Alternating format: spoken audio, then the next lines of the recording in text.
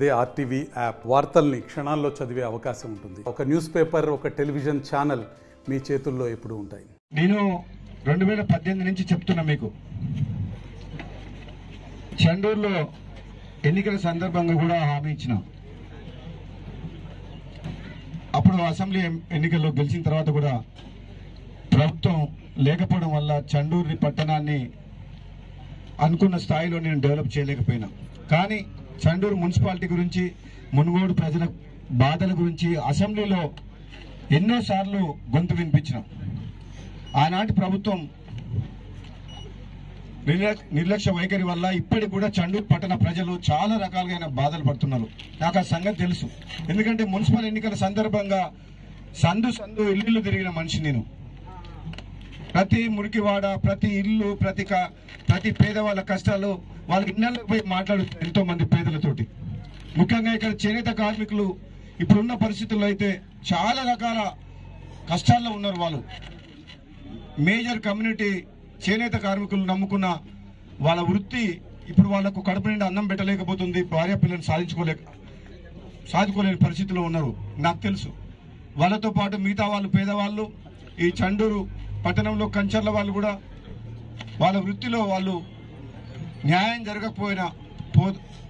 జరగటం లేదు. వాళ్ళు ఎంత కష్టపడ్డా వాళ్ళకు వచ్చే సొమ్ము వాళ్ళ భార్య పిల్లల్ని పోషించుకునే పరిస్థితి ఉంది. నాకు మొత్తం వాళ్ళ బాధలు, కష్ట నష్టాలు మొత్తం దగ్గరికి వెళ్ళి చూసిన మనిషిని నేను. ఆనాడు చెప్పినా, మళ్ళీ ఈనాడు చెప్తున్నా. మన మునుగోడు ప్రజల ఆశీస్సులతోటి,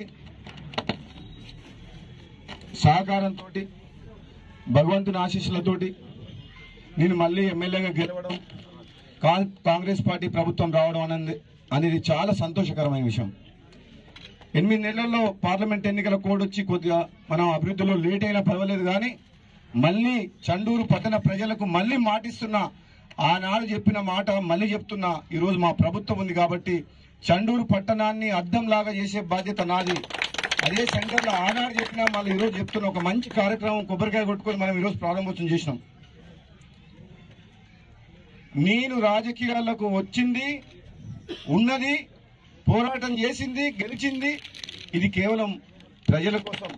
ఆనాడు తెలంగాణ ఉద్యమంలో పనిచేసిన, ఈనాడు తెలంగాణ అభివృద్ధి కోసం పేదల పక్షాన పోరాటం చేసి నేను మీ అందరి నమ్మకాన్ని వమ్ము చేయకుండా ఈసారి మాత్రం, రాబోయే కాలంలో మాత్రం ఎటువంటి పరిస్థితుల్లో కూడా మునుగోడు నియోజకవర్గ అభివృద్ధిలో మాత్రం రాజీ పడే ప్రసక్తే లేదు. రాజకీయాలు 5 ఏళ్లకు ఒకసారి వస్తాయి. ప్రజలు ఆశీర్వదించి గెలిపించిన మా మీద ఎంతో బాధ్యత ఉంది. ఈ పదవిని ఒక బాధ్యతగా భావించి రాబోయే రోజుల్లో చండూరు పట్టణాన్ని, మనందరికి కావాల్సింది మంచినీళ్ళు.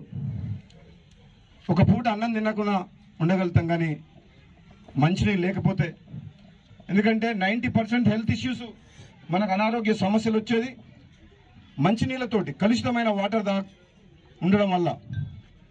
నెంబర్ 1 ప్రయారిటీ మంచినీళ్ళు. నెంబర్ 2 మురికివాడలు, డ్రైనేజ్ సిస్టమ్. ఎక్కడ నీళ్లు ఉండొద్దు. దోమలు, ఈగలు, మలేరియా, డెంగ్యూ, చికెన్ గున్యా ఇవన్నీ వస్తున్నాయి వర్షాకాలం. కాబట్టి ఇక్కడ కాంట్రాక్టర్ కూడా ఉన్నాడు, ప్రభాకర్ రెడ్డి కూడా ఉన్నాడు. ప్రతిసారి నాతో టచ్లో ఉన్నాడు. 8 నెలల నుంచి మాట్లాడుతున్నా. అప్పుడు ఆనాటి ప్రభుత్వం హడావుడిగా కొన్ని నిర్ణయాలు తీసుకొని చండూరు పట్టణం మొత్తం రోడ్ డెవలప్ చేయాలని చెప్పి నిర్ణయించిండ్రు. కానీ బడ్జెట్లో వాళ్ళకు డబ్బులు పెట్టలేదు, వాళ్ళకు ఫండ్ లేదు. టెండర్ పిలిచిండ్రు. 8 నెలల నుంచి రోజు అడుగుతున్నా ఏమైందని. బిల్లు లేదంటుండ్రు. నేను అధికారుల మీద తీవ్రమైన ఒత్తిడి తీసుకొస్తున్నా. చండూరులో కానీ, చౌటుప్పల్లో కానీ రోడ్లు, డ్రైనేజ్ వ్యవస్థ ఆగిపోయింది. వర్షాకాలం వస్తే ప్రజలు ఇబ్బంది పడతారు, వెంటనే బిల్లులు చెల్లించమని చెప్పి. రాష్ట్ర ప్రభుత్వ ఖజానా ఖాళీ అయి అప్పులపాలై ఉన్నది రాష్ట్రం. జీతాలు ఇవ్వలేని పరిస్థితిలో ఉన్న రాష్ట్రంలో మళ్ళీ అప్పు తీసుకొచ్చి ఒక 1000 కోట్ల రూపాయలు నా రెగ్యులర్గా మానిటరింగ్ చేయబట్టి ప్రిన్సిపల్ సెక్రటరీ మున్సిపల్ దానకిషోర్ గారు 1000 కోట్ల రూపాయల రిజర్వ్ బ్యాంక్ ఫండ్ తీసుకొచ్చి అప్పు తీసుకొచ్చిండు. ఈ ఉన్న ఎగ్జిస్టింగ్ కాంట్రాక్ట్స్ కంప్లీట్ చేయాలంటని చెప్పి. త్వరలోనే రాబోయే వారం 10 రోజుల్లో కాంట్రాక్టర్కు మొత్తం పేమెంట్ చేపించి చండూరు పట్టణంలో ఇప్పుడు ఏదైతే ఇన్కంప్లీట్ గా నడుస్తున్న వర్క్స్ ఉన్నాయో ఎంత వీలైతే త్వరగా అంత కంప్లీట్ చేస్తామని చెప్పి కూడా ఈ సందర్భంగా నేను చండూరు పట్టణ ప్రజలందరికీ కూడా మాటిస్తున్నాను. ఆలస్యమైనందుకు క్షమించాలని చెప్పి, అభివృద్ధి విషయంలో రాజీపడే ప్రసక్తే లేదని చెప్పి రాజకీయాలకు అతీతంగా ప్రతి ఒక్కరిని కూడా అభివృద్ధి విషయంలో అందరినీ కలుపుకపోతామని చెప్పి కూడా మరొకసారి చెప్తున్నాం. అంత ముందుకు జరిగిన అవకతవకలు ఏదైతే ఉందో వాటిని కూడా సరిదిద్దాల్సిన బాధ్యత నా మీద ఉన్నది. రోడ్లని, ప్రభుత్వ భూములని ఆక్రమించుకొని అధికారాన్ని అడ్డం పెట్టుకొని ఎవరైతే అంతకుముందుకు ఏదైతే చేసిండ్రో అవన్నీ తప్పకుండా చట్టరీత్యా చర్యలు తీసుకొని ప్రభుత్వ ఆస్తులను కాపాడాల్సిన బాధ్యత కూడా నా మీద ఉన్నది. కాబట్టి సోదరులందరికీ కూడా, ప్రజాప్రతినిధులకు రాబోయే రోజుల్లో సేవే లక్ష్యంగా, అభివృద్ధి లక్ష్యంగా మనందరం కూడా కలిసికట్టుగా ముందుకు పోదామని చెప్పి తెలియజేస్తూ, ఈనాడు ఈ కార్యక్రమం ఓవరేజ్ ట్యాంక్స్ ఏదైతే నిర్మాణం 10 కోట్ల రూపాయలు 2 ఓహెచ్ఎస్ఆర్ ట్యాంక్స్ కడుతుండ్రో, అమృత్లో భాగంగా దాదాపు 5 లక్షల లీటర్లు ఒక ట్యాంకు, ఇంకో 5 లక్షలు, 2 అంటే దాదాపు 10 లక్షల లీటర్లు. అంతకుముందుకు ఎంత కెపాసిటీ ఉంది? ఆల్రెడీ 11 lakhs ఉందా? అదే పాత 40, 50, 60, 70 అన్ని కలిపి ఎంత 11 లక్షల లీటర్లు. సో ఇప్పుడు 11 లక్షలకు అదనంగా మనకి ఇప్పుడు 10 లక్షల లీటర్లు వస్తున్నాయి. సో అంతకుముందుకున్న 11 లక్షల లీటర్లు కూడా ఏదైతే పనికొచ్చే ట్యాంకులు ఉన్నాయో అధికారులందరూ కూడా నేను చెప్తున్నా, శిథిలావస్థలో ఉన్నాయి, పనికిరావు, కూలిపోయే దశలో ఉన్నాయని తీసేయండి. ఏదైతే పనికొస్తాయన్నట్టు ఉంచండి.